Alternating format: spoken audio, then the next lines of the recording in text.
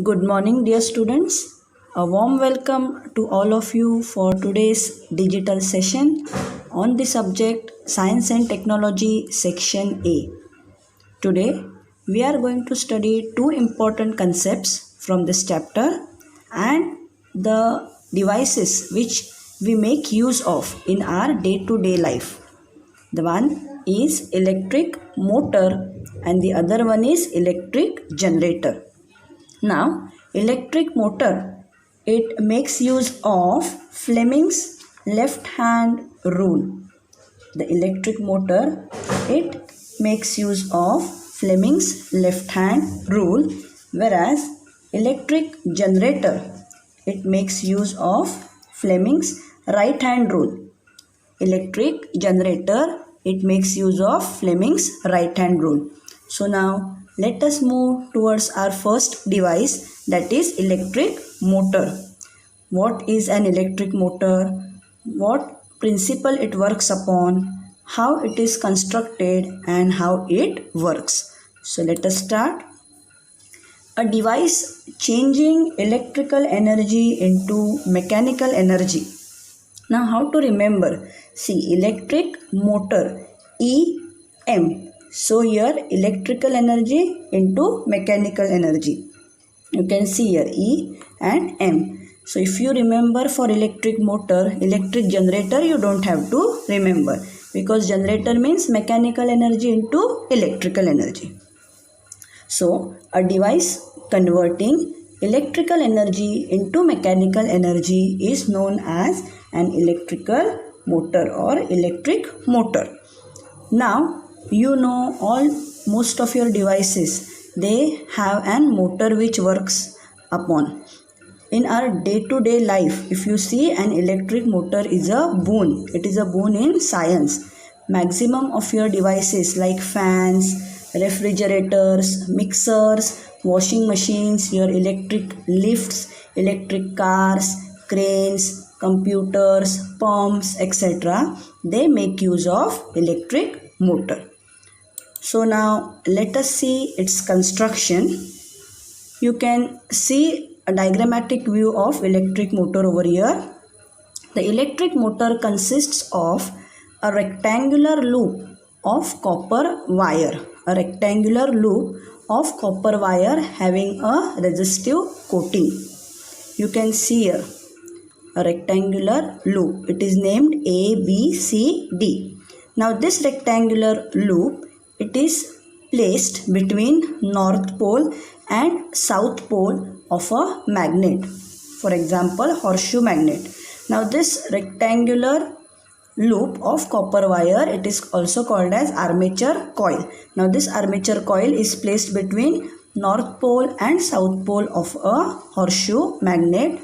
It is placed in such a way that the branches AB and CD are perpendicular to the direction of magnetic field. Now you know this north pole, south pole of a magnet, they are present to provide magnetic field. So you can see the branches here of motor AB and CD, they are perpendicular to the direction of magnetic field. The two ends of the loop, you can see here, these are the ends of the loop. They are connected to two halves X and Y of a split ring. You can see the loop of motor is connected here to two halves of a split ring. Now split ring means if you take a bangle ring and split it into two halves, then each half you call it as a half of that particular ring. So the two ends of the armature coil are connected to the two halves X and Y of the split ring. You can see this brown colored ring which is broken into two equal halves. Now the two halves of the ring, they have a resistive coating. All of you know what is meant by resistive coating on their inner surfaces. So inside the surface of the ring, there is a presence of resistive coating and they are tightly fitted on the axle. You can see this axle, a cylindrical thing where the two halves of the ring are fitted and the inner halves of this ring are tightly fitted on the axle. the two halves of the split ring. Now we have studied about their inner surfaces. Now let us see about their outer surfaces. The two halves of the split ring X and Y have their outer conducting surfaces in contact with two stationary brushes. Now you can see here, the small things here are the carbon brushes, which are named as X and Y. Now here in the diagram they have given X and Y. Here according to the textbook we will consider the two brushes as E and F. Now we have seen the construction of an electric motor. We have seen that electric motor, it consists of armature coil, a rectangular loop of copper wire which is placed between two pole pieces of a strong magnet to provide magnetic field.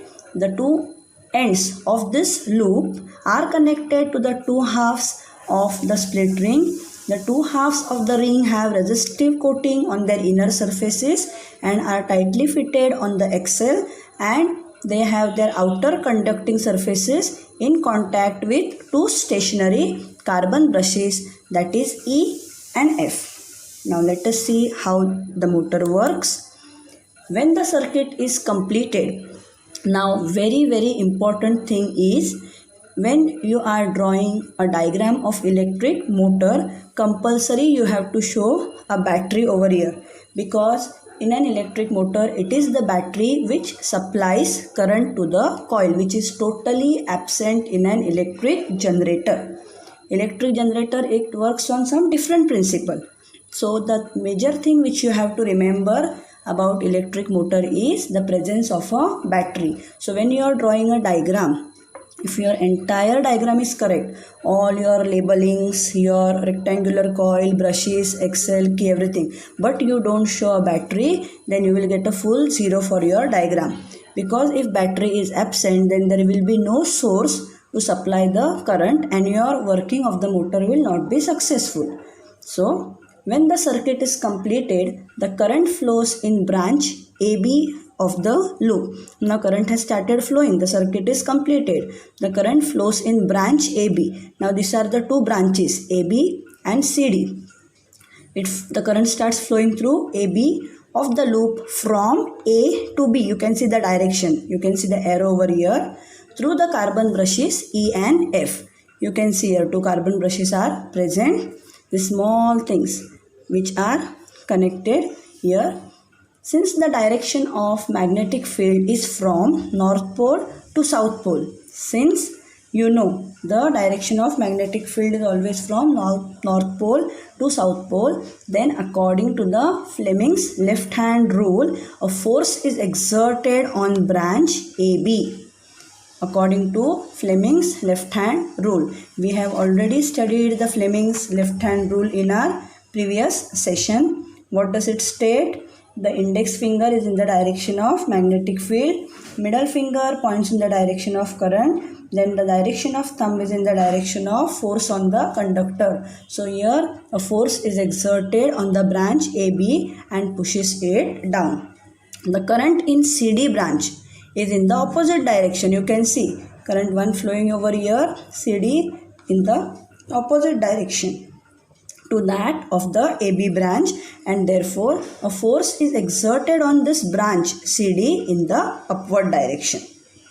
So one in the downward direction and the other in the upward direction. Now thus the loop and the axle start rotating in the anti-clockwise direction. After half of the rotation is completed, the two halves of the split ring X and Y, they come in contact with carbon brushes F and E. Now after this rotation is completed, anti-clockwise, what will happen? This carbon brushes, they will come in contact with, this split ring X and Y, they will come in contact with, now this X will go over here, so it will come in contact with brush F. And Y will go over here, so it will come in contact with E, and the current in the loop starts flowing in the opposite direction, that is D, C, B and A. When does this take place? After half of the rotation is completed. Now here a force is exerted on which branch? The force is exerted on branch DC. in the downward direction and on branch BA in the upward direction, and the loop continues to rotate in the anti-clockwise direction.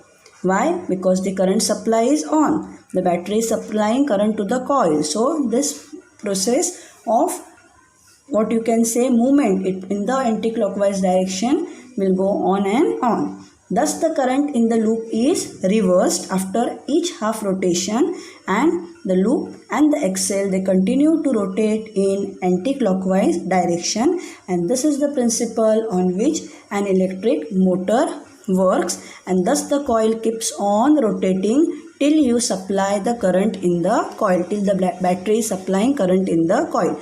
As soon as you stop the battery, automatically the current supply will also be cut off and the working of the motor will stop. So now based on this, different types of questions can be asked in the exam. One is a clear question, draw a neat label diagram of an electric motor. Now when you draw a neat label diagram of electric motor, then compulsorily your not only the labels but the arrows, then denominations for split rings, battery, key, everything should be shown properly. Next question can be, they can ask, define an electric motor. You know now, a device which converts electric energy into mechanical energy is called an electric motor. Then a next question can be, explain the construction or explain the working of an electric motor, or they can ask, what are the various uses of electric motor in our day-to-day life? What are the uses of electric motor in our day-to-day life? So these are the various questions which can be asked on an electric motor. Now let us go to a very small concept which is very useful for understanding the principle on which an electric generator works. Electromagnetic induction. The process by which a changing magnetic field in a conductor induces a current in another conductor. The process by which a changing magnetic field in a conductor. So the changing magnetic field in one conductor, it induces a current in another conductor, is called electromagnetic induction. You know very well the meaning of induction, and your electric generator works on the principle of electromagnetic induction. So let us move ahead with our Faraday's law of induction. Before that, we are going to see a small experiment. In your textbook on page number 57, we have the concept of galvanometer, but galvanometer is removed out from our syllabus due to COVID pandemic. You know, 25% of the syllabus is reduced, and in that the galvanometer, and also on page number 59, alternating current and direct current, AC and DC, that part is also removed out. But you should at least know what is a galvanometer. You know what is an ammeter. An ammeter is used to measure the amount of current flowing in the circuit. And what is a galvanometer? It is a device which is used to detect the presence of current in the circuit.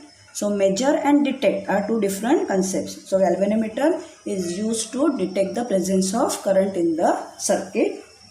Now here on page number 57 in your textbook, we have a small setup. You can see here a galvanometer, here a coil, a solenoid coil, here a battery. They have told complete the circuit as shown here in the given figure, and then they have told us, if we open the plug key and make the current 0 in the coil, if you open the plug key, here you can see the plug key, and make the current 0 in the coil, the pointer of the galvanometer deflects to a side and quickly it comes back to 0. But if the current in the coil is started again, the pointer, what it will do, it will again deflect to the other side and returns quickly to 0. Now, when the electrical current is flowing through this solenoid coil and the solenoid coil is displaced with respect to this coil, the current is still produced in the coil.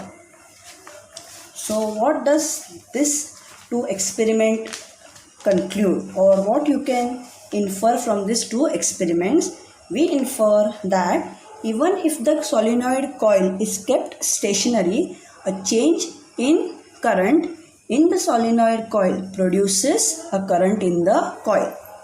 Even if this solenoid coil is kept stationary, a change in the current in this solenoid coil, it produces a current in the coil. Now, if the solenoid coil is moved towards or away from the coil, you will see a deflection in the galvanometer.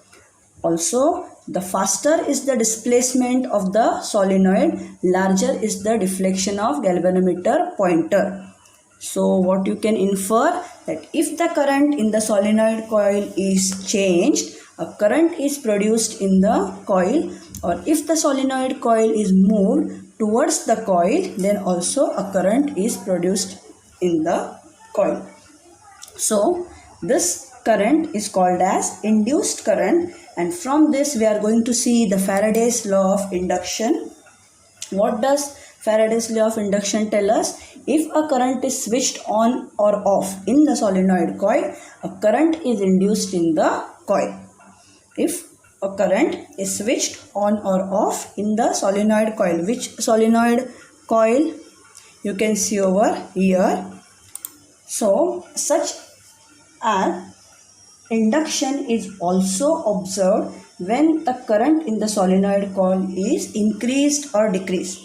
So, such an induction you can also see when the current in the solenoid coil. All of you know what is a solenoid. We have studied what is a solenoid.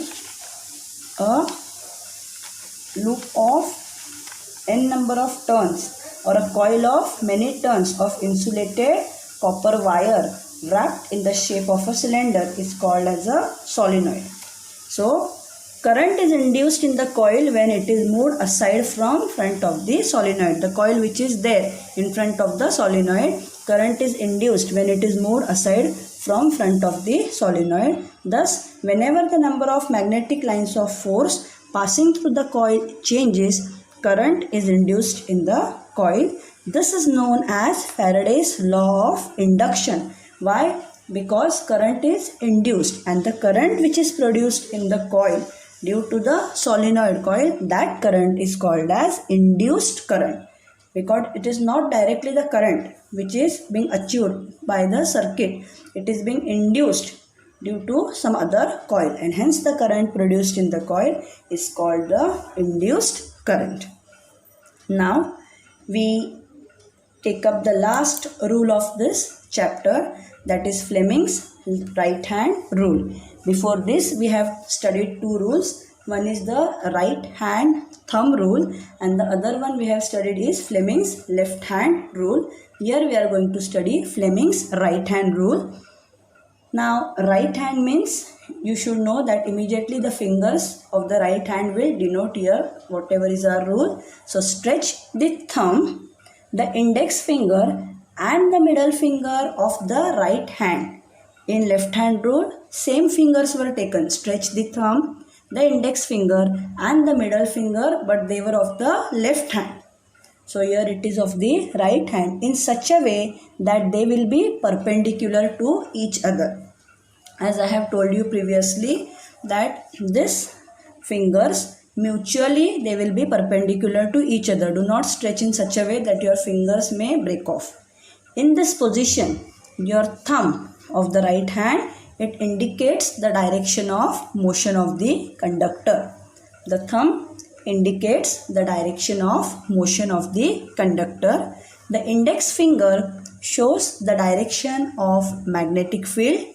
Your index finger you can see here showing the direction of magnetic field, and the middle finger will show the direction of induced current, and your middle finger will show the direction of induced current, and this rule is known as Fleming's right hand rule. If you see all the three rules, at the Fleming's left and right rule are much similar to each other. Only the very important thing which you have to remember is, here you don't have to write only current, you have to mention the word induced current.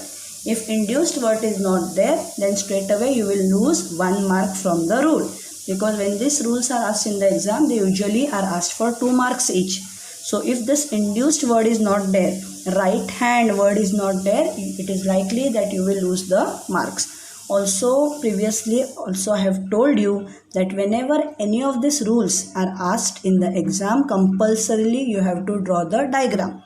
Now here you will ask me, teacher, 2 diagrams are given in the textbook. Which one to draw? You can draw any of this diagram, but if you are drawing this diagram, then show which is the thumb, which is the middle finger, and which is your index finger.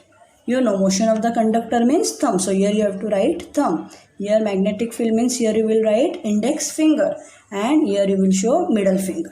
Then you can draw a diagram according to your own wish, any of this diagram.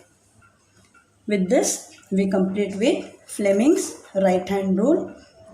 In your textbook, just all of you refer page number 59. The entire concept of alternating current and direct current, that is AC and DC, that part is removed out from your syllabus. But for your information, you can just go through it, you can just read it.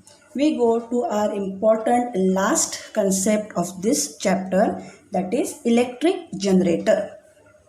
Now, exactly opposite to electric motor, a device which converts mechanical energy into electrical energy.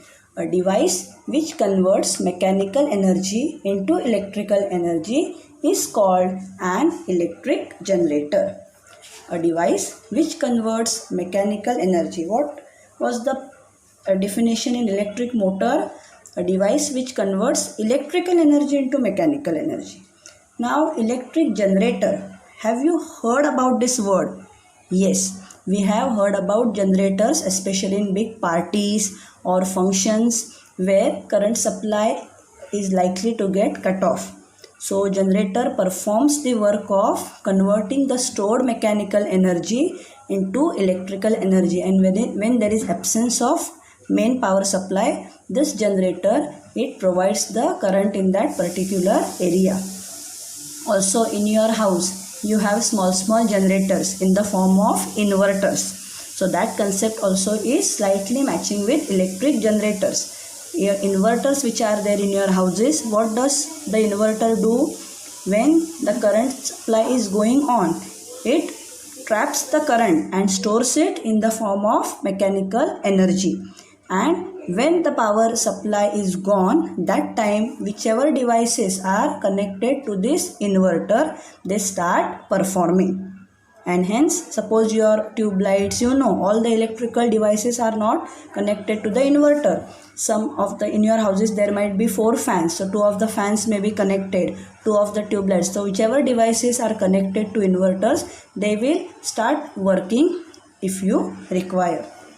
So that is the main concept behind an electric generator. It works on the principle of electromagnetic induction. You know what is electromagnetic induction. What it is? The process by which a changing magnetic field in a coil induces a current in another coil or conductor is known as electromagnetic induction. And our electric generator, it works on the principle of electromagnetic induction. Here, mechanical energy is used to rotate the current carrying coil in a magnetic field around an axle, thereby producing electricity. Now let us see the construction and working of an AC generator. Also you can see on page number 60, the second part, what will be required to make a DC generator. DC generator part is removed out from our syllabus. There are 2 generators, AC and DC. AC means alternating current generator and DC means direct current generator. Here also you can see a copper wire A, B, C, D is placed between 2 poles of a magnet.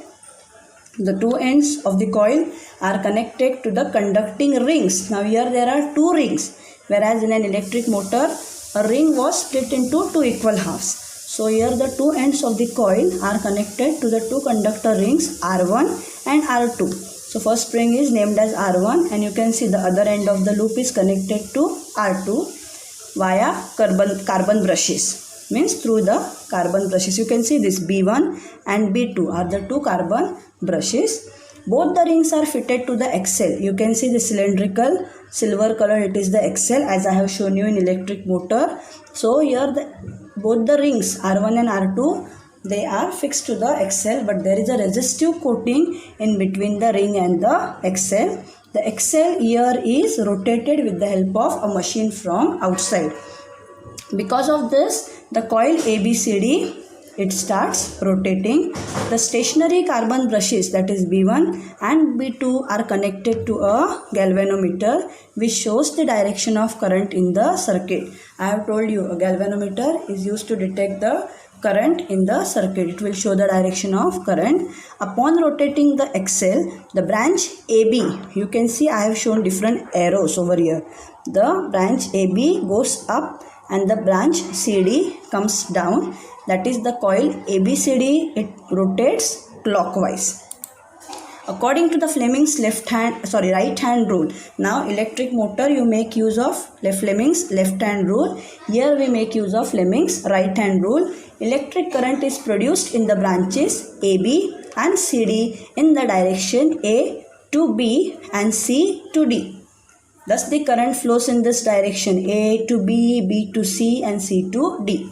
In the external circuit, what happens? The current flows from B2 to B1 through the galvanometer. After half of the rotation, the branch AB takes the place of branch CB. Now here it has rotated in a clockwise direction. So in place of CD, the branch AB will come here and branch CD takes the position of branch AB, and now the induced current, it goes this way. Now CD has come here, so D, C, B and A. But you will always see that the branch BA is in contact with the brush B1 and branch DC is in contact with the brush B2, and hence if you see in the external circuit, current flows from brush 1 to the second brush, that is B2, that is opposite to the previous half rotation. And this phenomena, it repeats after every half rotation and alternating current is produced. This is nothing but the functioning or working of an AC generator. Only for your knowledge, I will tell you what is alternating current. Alternating current means a current which is oscillatory, and direct current is not oscillatory. So alternating current here, why? Because it is oscillatory and hence the current produced is of alternating nature, and the name of the generator is AC from the nature of the current, that is alternating current generator. So here we have completed very important concepts from the chapter today, that is electric motor and electric generator. So as I have told you, in electric motor, same type of questions are expected in electric generator. They can ask you a neat label diagram, they can ask you define, or they can ask you explain the construction, or they can ask you explain the working. So you have to be prepared with each and everything which is given in the textbook. And very important thing in the labeling is, as I have told you, for motor compulsorily you have to show the battery, whereas in an galvanometer you don't have to show, in an generator you don't have to show a battery, you have to show a galvanometer. So this is a major difference between electric motor and electric generator setup. Here we complete with chapter number 4, that is effects of electric current, and thus we complete our portion for first semester exam. We have the first 6 chapters. So portion for first semester exam, that is third online assessment, is over. In our next session, in 2 sessions, we are going to discuss the textual question answers for this chapter. We are going to look after the numerical examples. We will see the numerical examples, some additional questions we will discuss, and we will see whichever activities are there in this chapter, that also will be discussed. So till then, all of you are requested to read the chapter thoroughly and keep your notebooks completed from time to time. Thank you, dear children.